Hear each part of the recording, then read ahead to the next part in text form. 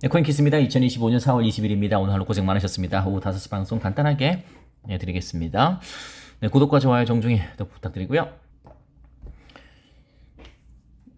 일단 코인 리딩 뭐 이런 이야기 많이 그래도 한번 읽어보겠습니다. 민명덕 강훈식 더불어민주당 의원 등이 코인 리딩방 규제와 가상자산 거래소 운영 관리 강화를 골자로 한 가상자산 이용자 보호법 개정안을 발의했습니다. 비주어치가 전했다. 개정안은 코인 리딩방을 가상자산 유사 자문업으로 지정해서 금융위원회에 신고하도록 하고 투자 손실 보전, 이익 보장, 허위 수익률 제시 등 행위를 할 수 없도록 규제하는 내용과 거래소가 이용 약관을 신설 변경하는 경우 금융위에 신고하는 내용을 담았다. 거래소가 이용 약관을 변경할 때는 금융위에 신고해야 된다. 이용 약관이라는 것은 여러분이 아시는 것처럼 글자가 굉장히 작습니다. 그리고 유리한 것만 우리에게 내세울 뿐, 예전에 뭐 우리나라 3대 거래소 중에서 모 거래소라고 하겠습니다. 모 거래소에서는 그 수수료가 없다라고 했는데 이 이용 약관에 조그맣게 글자 조그맣게 뭐라고 적었냐면 뭐 조건이 있었어요. 근데 그 조건이 돼야지만 거래 그 수수료가 0원이다, 빵원이다, 거래 수수료가 면제다 이렇게 됐는데 다 면제인 줄 알고 그 거래소 대박 났잖아요. 그러다가 나중에 아니라는 뉴스 나오고 막 그랬잖아요. 그래서 이용 약관 신설 변경하는 경우에는 금융위에 신고하는 이런 골자는 굉장히 좋다고 생각합니다. 그리고 가상자산 거래소가 파산하더라도 고객 자산을 보호할 수 있도록 하는 가상자산 거래소 도산절연법을 대표 발의했다. 해당 개정안은 법원 해석에 따라 도산시 고객 자산이 일반 채권으로 간주될 수 있는 문제를 방지하기 위해서 고객 자산이 파산재단에 편입되지 않도록 하는 도산절연 규정을 명확히 하고 있다. 그러면 또 도산절연이 뭐냐고 댓글로 물어보시겠죠? 네, 그럴 줄 알고 또 도산절연. 도산절연이 뭐냐? 도산소원은 들어봤는데 도산절연은 처음 들어봤다. 또 그런 분이 있을 수 있죠. 도산소원이 뭔데요? 또 모른다.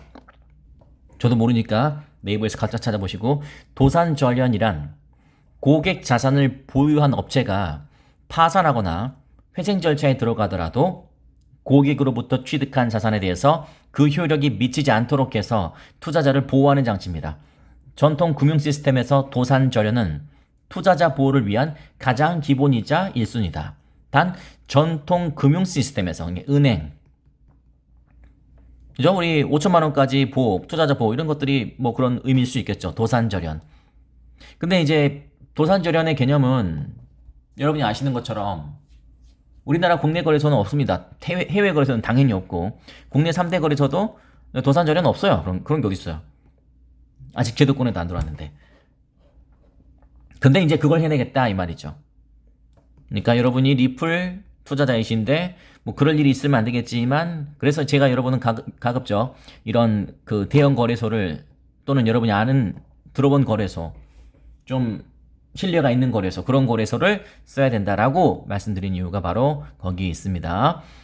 예를 들어서 우리나라 3대 거래소라면, 네, 그런 대형 거래소에서 물론 그럴 일도 없기를 바랍니다만, 만에 하나 파산된다고 하더라도 리플은 건질 수 있다. 그런 법안이 만들어진다 이 말입니다.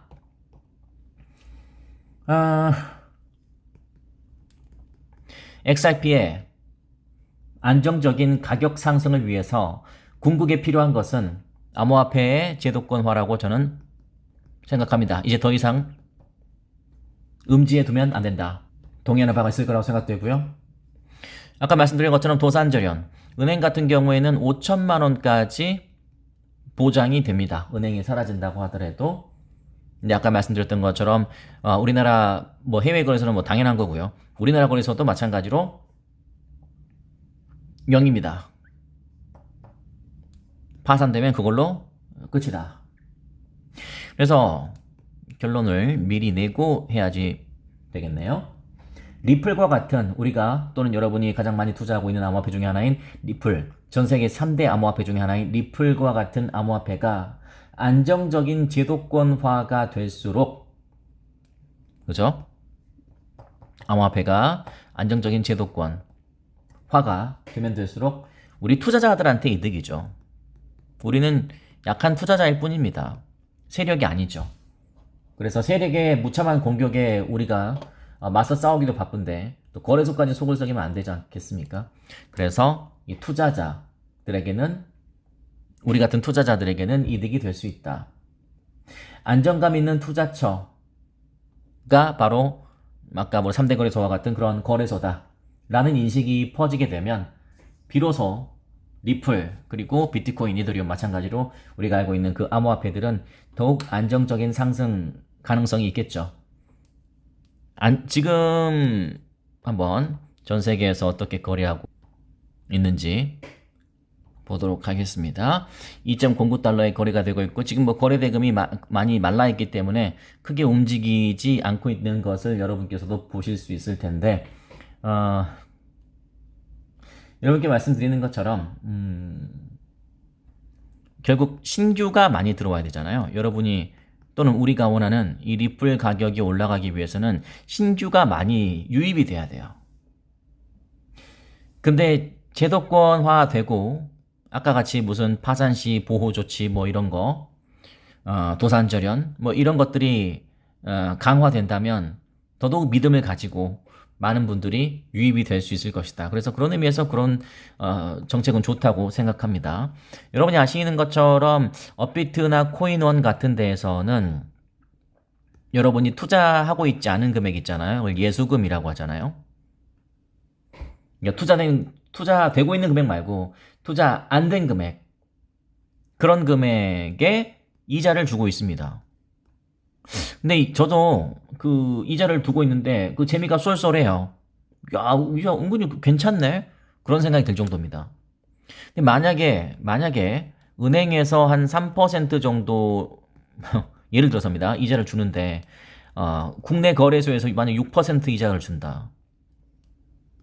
그러면은 어떤 생각이 듭니까? 여기는 은행, 여기는 거래소. 그러니까 거래소에 무슨 투자를 하는 게 아니고 그냥 예치만 해둬도 6%를 준다고 예를 들어서 말씀드리는 겁니다. 그러면은 은행에다가 돈을 두겠습니까? 거래소에 은행을 두겠습니까? 이거 잘 생각해 보셔야 됩니다. 논리적으로 봤을 때는 거래소에 두지, 누가 은행에 돈 줘? 누가 은행에다 돈을 맡겨? 거래소에 투자도 안 하고 그냥 가만히 두기만 해도 6% 주는데, 뭐 틀린 말이 아니죠? 근데 막상 거래소에다가 두겠다라고 선택하는 사람은 별로 없어요. 왠지 아십니까? 불안하잖아요.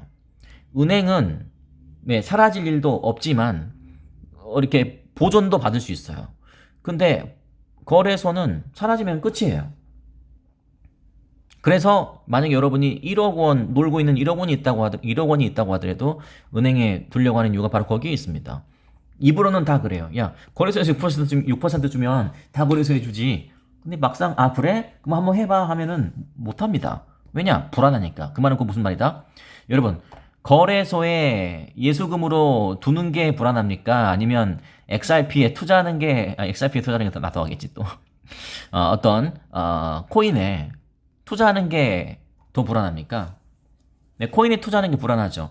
근데 예수금에 두는 거는 투자되는 돈이 아니기 때문에 가만히 있는 거거든요. 그럼에도 불안해한다고요. 왜냐면 거래소가 여러분이 아시는 것처럼 은행만큼 안전한 곳이 아니라는 인식이 있기 때문에. 그래서 지금 딱 우리가 느끼고 있는 리플의 가격이 딱 이 수준인 이유도 거기에 있어요. 이제 그게 나중에 더 풀어지고 조금 더 이제 제도권화되고 투자자 보호가 되고 이런 게 있다면 이제 서서히 유입이 되겠죠. 그러면서 아까 매크로라고 이야기했던, 거시경제라고 이야기했던 금리 인하라든지 관세 이슈 이런 것들이 이제 조금씩 풀어지게 되면 이제 리플의 가격은 여러분이 또는 우리가 원하는 그 위치가 되겠죠. 그 위치까지 화이팅. 자, 남은 일요일 밤 잘 보내시고요. 오늘 밤도 뭐 특이사항이 없다면 리플 가격에 특이사항이 없다면 오늘도 라이브는 없고 내일 아침 뵙도록 하겠습니다. 여러분 편안한 밤 되시죠. 고맙습니다.